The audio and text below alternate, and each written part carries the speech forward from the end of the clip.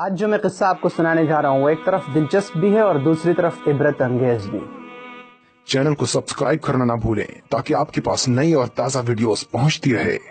3 نوجوان دوست اپنے ملک سے باہر سیر اور تفریح کے لیے جاتے ہیں۔ وہاں جانے کے بعد انہوں نے ایک ایسے ہوٹل میں کمرہ بک کیا جو ہوٹل 75 منزلہ ہے، اور اتفاق دیکھیے کہ ان کو کمرہ 75ویں منزل پر ملا۔ ان کو ہوٹل کے مینیجر نے وہاں کے رولز اینڈ ریگولیشنز بتاتے ہوئے خبردار کیا کہ یہاں کا قاعدہ یہ ہے کہ 10 بجے رات کے بعد یہاں لفٹ کے سارے دروازے بند کر دیے جاتے ہیں۔ اگر آپ لوگوں کو رات اپنے ہی کمرے میں بسر کرنی ہو تو آپ دن بھر گھومنے کے بعد رات 10 بجے سے پہلے یہ ہوٹل تشریف لے آئیں، کیونکہ اگر آپ 10 بجے کے بعد ہوٹل واپس آئیں گے تو آپ 1000 کوششوں کے باوجود بھی لفٹ کا دروازہ نہیں کھلوا سکتے۔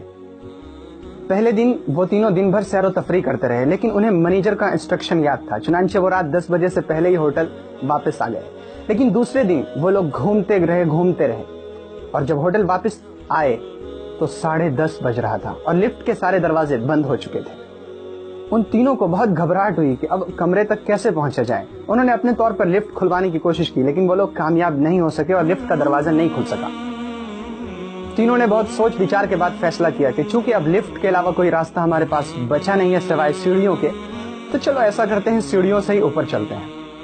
ان میں سے ایک دوست نے کہا کہ یہ سیڑھیاں ہم ویسے ہی چڑھتے ہوئے تھک جائیں گے، میرے پاس ایک طریقہ ہے۔ ایسا کرتے ہیں کہ ہم اس لمبے راستے کو طے کرنے کے لیے باری باری ایک دوسرے کو قصہ سناتے ہوئے چلتے ہیں۔ 25ویں منزل تک میں تم دونوں کو قصے سناؤں گا، 25ویں سے 50ویں تک دوسرا ساتھی ہم دونوں کو قصے سنائے گا، اور 50ویں منزل سے 75ویں منزل تک تیسرا ساتھی ہمیں قصہ سنائے گا۔ اس طرح ہمارا راستہ بھی کٹ جائے گا اور ہمیں تھکن کا احساس بھی نہیں ہوگا۔ اس مشورے پر تینوں متفق ہو گئے۔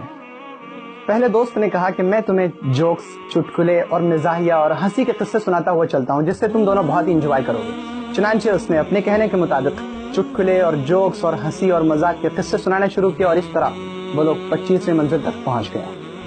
جب دوسرے دوست کی باری آئی تو اس نے کہا کہ میں تمہیں اب سنجیدہ اور سچے قصے یعنی ٹرو اینڈ ریئل اسٹوریز سناتا ہوا چلتا ہوں، جس سے تم بہت زیادہ انجوائے تو نہیں کرو گے، لیکن تمہیں زندگی کی حقیقت کا پتہ چل جائے گا۔ چنانچہ اس دوست نے سنجیدہ اور سچے قصے سنانا شروع کیا، اور اس طرح انہوں نے 50 منزل طے کر لی۔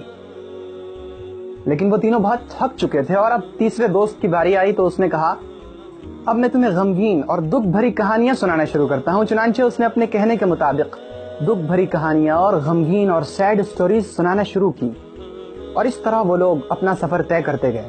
جب وہ لوگ 75ویں منزل پر پہنچے تو وہ تھک کر بہت چور ہو چکے تھے، اور اسی کے ساتھ تیسرے دوست نے اپنا قصہ ختم کرتے ہوئے کہا کہ میری زندگی کا سب سے غمناک اور سب سے غمگین اور سب سے دکھ بھرا قصہ یہ ہے کہ ہم لوگ اپنے کمرے کی چابی نیچے کاؤنٹر پر ہی چھوڑ آئے ہیں۔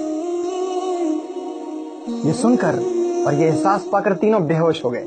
لیکن رکیے، ابھی ہمارا قصہ ختم نہیں ہوا ہے۔ یہ قصہ کوئی حقیقی قصہ نہیں ہے، یہ قصہ ہماری زندگی کی مثال ہے، اور اس قصے میں آپ کے لیے عبرت ہے۔ کیسے؟ ہم لوگ اپنی زندگی کے شروع کے 25 سال ہنسی مذاق اور کھیل کود میں گزار دیتے ہیں، اور جب ہم زندگی کے 25 سال طے کر لیتے ہیں تو دوسرے 25 سال شادی بیاہ، بال بچوں کی فکر، روزی روٹی کمانے کی فکر جیسی سنجیدہ چیزوں میں پھنس کر گزار دیتے ہیں۔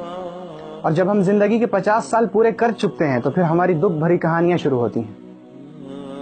ہاسپٹلز کے چکر لگاتے ہوئے ہمارے دن کٹتے ہیں، ہم پر آفتیں اور بے شمار مصیبتوں کے پہاڑ ٹوٹ جاتے ہیں، یہاں تک کہ جب ہم موت کے دروازے پر پہنچتے ہیں تو ہمیں احساس ہوتا ہے کہ ہم چابی لانا تو بھول ہی گئے، اس جنت کی چابی جسے ہم اپنی منزل سمجھتے ہوئے زندگی گزار رہے تھے، اللہ کی رضا کی وہ چابی جس کے بغیر یہ سارا سفر مصیبتوں سے اور افسوس سے اور پچھتاوے سے بھرا ہوا ہے۔ سنیے، موت زندگی کی ایسی ریٹائرمنٹ ہے جس میں عمر کی کوئی قید نہیں، کب کسے آ جائے کچھ پتہ نہیں۔ دنیا کی زندگی ایک سفر ہے جو ہمیں آخرت کی طرف لیے چل رہی ہے، اور عقل مند مسافر وہ ہے جو اپنا کام کرنے کے بعد گھر واپسی کا ارادہ کرے۔ عقل مند مسافر پردیس میں دل نہیں لگاتے ہیں، وہ شہر کی بھول بھلیوں میں اور رنگینیوں میں کھوتے نہیں ہیں۔